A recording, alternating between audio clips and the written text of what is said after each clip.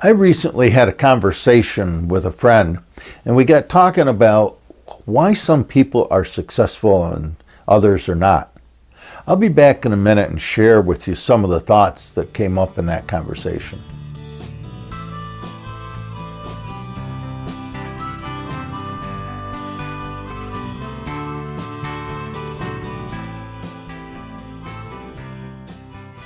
Have you ever heard people say, "I'll never be successful because successful people are born leaders with special abilities"? I almost always replied, "Really? What kind of special abilities?" "Oh, I don't know, but I certainly know I don't have them, that's for sure." It's sad how many times I've heard comments similar to this over the years. My normal response to this kind of thinking is to ask a couple questions. For example, are you able to learn? Did you graduate from high school? Do you have any hobbies you're good at?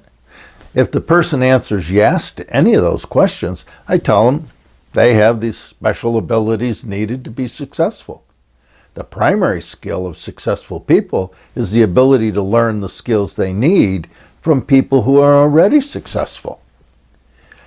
I had the good fortune of working many years ago under a successful and well-respected manager at General Motors. This was early in my career. His name was Bill. Not William, not Mr. Smith, just Bill. Now, the first thing I learned from Bill, I think, was how to ask questions. In fact, my initial impression of Bill was how little he knew. I often wondered to myself how he ever got to be promoted to manager level. Whenever I asked him a question, he would think for a moment and then he would ask me what I thought. How would I solve the problem? I'd given him my answer and then he'd say, "Oh, that sounds fine to me. Give it a shot and let me know how it works out." Now, when my ideas didn't work out, which happened quite often, unfortunately, at least the way I thought they would, he would ask, "So what did you learn from your solution to the problem? Do you have any other thoughts on how we might solve that problem?" I would tell him what new thoughts I had that we needed to do, and he would say, "Oh, that sounds like a good idea. Let me know how it works out." When I was successful, Bill would tell the team at the next staff meeting that I had come up with a great idea to solve one of the manufacturing problems the team had been wrestling with. Now, I didn't realize it at the time, but Bill was teaching me the skills to be successful. He always listened with an open mind to the people under him, and he was always encouraging and affirming of those under him, even when their ideas didn't work out.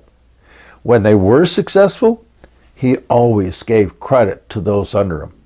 It was not unusual for the head of the division to stop me in the hall and tell me that Bill had shared with him what a great idea I'd come up with to solve a particular problem on the manufacturing floor. Bill taught me three other very important skills for success. First, learn to be a non-dual thinker.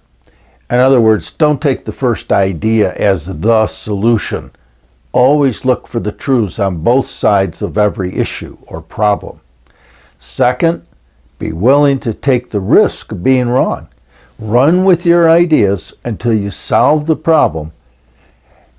And then third, always engage a problem with an attitude of not knowing. In other words, always be willing to listen and learn from others. As I look back at my time with Bill, I think the most important lesson I learned from him was the third one. The ability to get my own ego out of the way and not have to know everything. Not have to be an expert, in other words. Until I learned that lesson, the other lessons he taught me, such as listening to the ideas of others with an open mind, remained somewhat undeveloped.